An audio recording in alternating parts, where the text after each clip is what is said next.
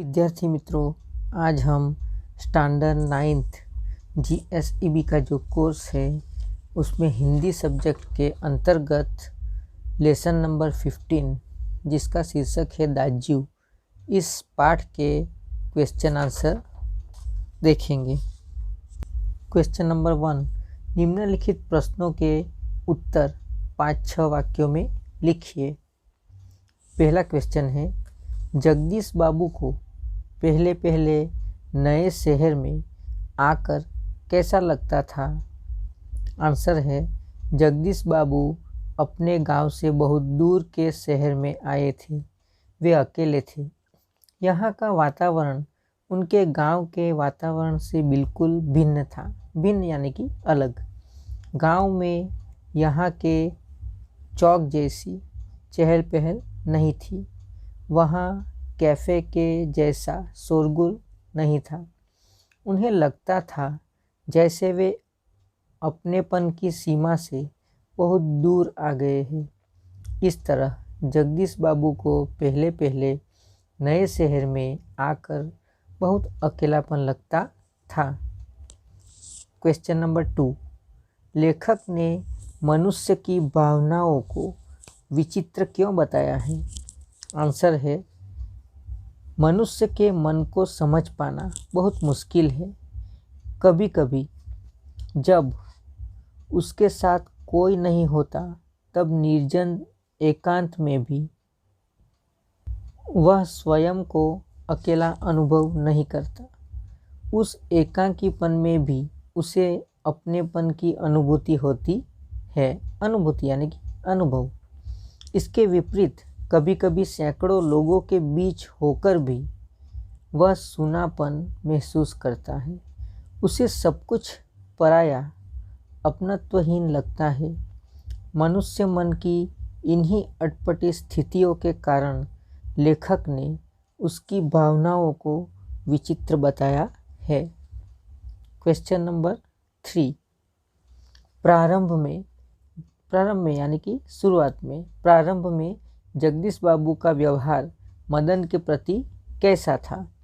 Answer है, cafe में मदन से परिचय होने पर जगदीश बाबू इस नए शहर में अपना अकेलापन भूल गए थे। 2-4 दिनों में मदन उन्हें दाज्यू कहकर पुकारता और वे भी उससे स्नेह से पेश आते। उन दोनों में मौसम संबंधी बातें होती। मदन उनसे उनके कम खाने की शिकायत करता। मदन को वे अपने दाज्यू यानी कि बड़ा भाई जैसे ही लगते थे।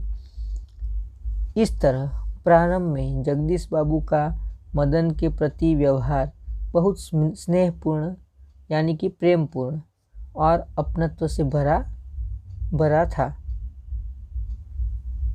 क्वेश्चन नंबर 4, जगदीश बाबू ने मदन को दाज्यू कहने पर क्यों डांटा?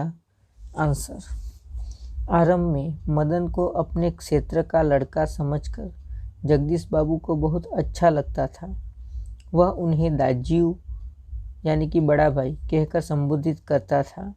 लेकिन आखिरकार मदन कैफ़े का एक बॉय था, जबकि जगदीश बाबू मध्यम वर्ग के एक प्रतिष्ठित व्यक्ति थे। मदन कैफ़े में सबके सामने उन्हें दाज्यू कहता था। यह जगदीश बाबू को पसंद नहीं आया। इससे उनकी प्रतिष्ठा को धक्का पहुंचता था। इसलिए उन्होंने दाज्यू कहने पर मदन को डांटा। क्वेश्चन नंबर 5, दाज्यू कहानी में बाल मन की संवेदना का मार्मिक चित्रण हुआ है, समझाइए। आंसर है, दाज्यू कहानी का मुख्य पात्र मदन 9-10 वर्ष का बाल मजदूर है। कैफ़े में आए जगदीश बाबू से परिचय होने पर उसे बहुत खुशी हुई थी। वे उसके गांव के पड़ोसी गांव के थे, जहां बड़े भाई को दाज्यू कहते हैं। कोमल मन के मदन को ऐसा लगा था जैसे उसे उसका बड़ा भाई ही मिल गया हो। दोनों के संबंध में बड़ी निकटता आ गई थी। निकटता यानी कि नज़दीकी। लेकिन एक दिन दाज्यू कहने पर जब जगदीश बाबू ने उसे डांटा तो उसके कोमल मन पर गहरी चोट लगी। जिसे वह बड़ा भाई मानता था, उसका बुरी तरह डांटना वह सहन न कर सका। मैनेजर से सिरदर्द का बहाना करके वह सिसकियाँ भर भर के रोया। इसके बाद जगदीश बाबू उसके दाज्यू नहीं रहे, वह उनके लिए सिर्फ बॉय रह गया। क्वेश्चन नंबर 2, निम्नलिखित प्रश्नों के उत्तर 2-3 वाक्यों में लिखिए। यहाँ पर सभी स्टूडेंट्स को जो भी क्वेश्चन दिए गए हैं उनके 2-3 वाक्य में आंसर लिखने होंगे। क्वेश्चन नंबर 1, जगदीश बाबू ने अपनी शंका का समाधान कैसे कर लिया? आंसर है, कैफ़े में बॉय मदन को देखकर उन्हें लगा था कि शायद यह उन्हीं के यहाँ का लड़का है। बाद में मदन से वार्तालाप करके उन्होंने जान लिया कि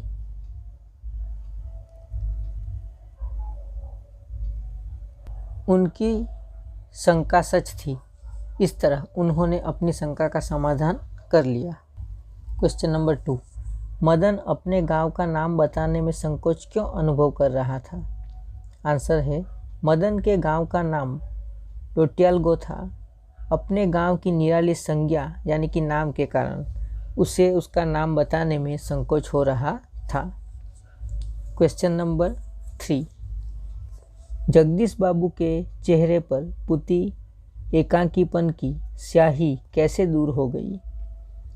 आंसर है, जगदीश बाबू कैफ़े में आने से पहले बहुत एकाकीपन महसूस कर रहे थे, परंतु मदन से बातचीत होने पर उन्हें मालूम हुआ कि वह उनके गांव के पड़ोसी गांव का लड़का है।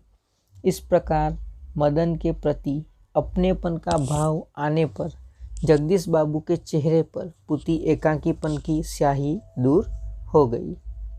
क्वेश्चन नंबर 4, मदन जगदीश बाबू को दाज्यू कहकर क्यों संबोधित करने लगा?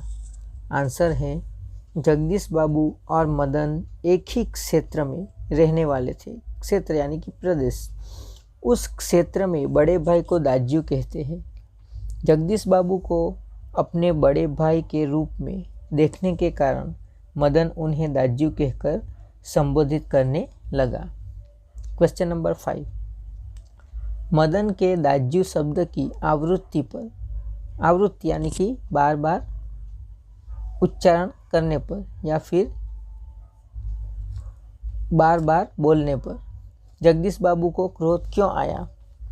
अथवा इसी क्वेश्चन को दूसरे तरीके से पूछा जा सकता है, जगदीश बाबू को मदन का दाज्यू बनना क्यों पसंद नहीं आया? आंसर है, मदन कैफ़े का एक साधारण बॉय था, जबकि जगदीश बाबू मध्यम वर्ग के व्यक्ति थे।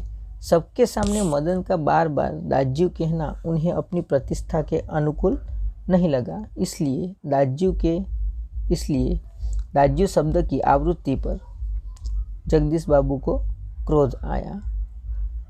क्वेश्चन नंबर 3 है, यहाँ पर हम एक एक वाक्य में प्रश्नों के उत्तर देखेंगे। निम्नलिखित प्रश्नों के उत्तर एक एक वाक्य में लिखिए। क्वेश्चन नंबर 1, मदन का गांव किस पहाड़ी क्षेत्र में था? आंसर है, मदन का गांव अल्मोड़ा के पहाड़ी क्षेत्र में था। क्षेत्र यानी विस्तार या फिर प्रदेश। क्वेश्चन नंबर 2, मदन को जगदीश बाबू के रूप में किसकी छाया निकट जान पड़ी? आंसर, मदन को जगदीश बाबू के रूप में दाज्यू यानी कि बड़े भाई की छाया निकट जान पड़ी। क्वेश्चन नंबर 3, जगदीश बाबू का अकेलापन कैसे दूर हो गया? आंसर है, अपने ही क्षेत्र के कैफ़े बॉय मदन के मिल जाने से जगदीश बाबू का अकेलापन दूर हो गया। क्वेश्चन नंबर 4, जगदीश बाबू को क्या अच्छा नहीं लगता था? आंसर है, मदन का बार बार दाज्यू कहकर संबोधित करना जगदीश बाबू को पसंद नहीं था। Question number 4, question number 5। Jagdish बाबू कैसे संस्कारों के व्यक्ति थे? आंसर है जगदीश बाबू मध्यम वर्गीय संस्कारों के व्यक्ति थे। Question number 6। नए ग्राहक हेमंत को मदन ने अपना नाम क्या बताया? आंसर है नए ग्राहक हेमंत को मदन ने अपना नाम बॉय बताया। Question number 7। जगदीश बाबू के व्यवहार से मदन को चोट क्यों पहुंची? आंसर है जगदीश बाबू के व्यवहार से मदन को चोट पहुंची क्योंकि अपने प्रति उसके अपनत्व पर प्रहार किया था। Question number 8। अल्मोड़ा के पहाड़ी क्षेत्र में माँ को क्या कहते हैं? आंसर है अल्मोड़ा के पहाड़ी क्षेत्र में माँ को ईजा कहते हैं। Question number 9। मदन जगदीश बाबू को क्या कहकर संबोधित करने लगा था? आंसर है मदन जगदीश बाबू को दाजू कहकर संबोधित करने लगा था। Question number 10। दाजू का अर्थ क्या है? आंसर है दाजू का अर्थ बड़ा भाई होता है। Question number 11। मदन को किसका भेद मालूम हो गया? आंसर है मदन को पहाड़ और जिले का भेद मालूम हो गया। Question number 12। मदन के मन की व्यथा कैसे दूर हो गई? आंसर है सिसकियाँ भरकर रो लेने से मदन के मन की व्यथा दूर हो गई। व्यथा यानी कि दुख। सभी विद्यार्थियों को यहाँ पर जो भी क्वेश्चन आंसर है उन्हें ध्यान से सुनना है और याद कर लेना है।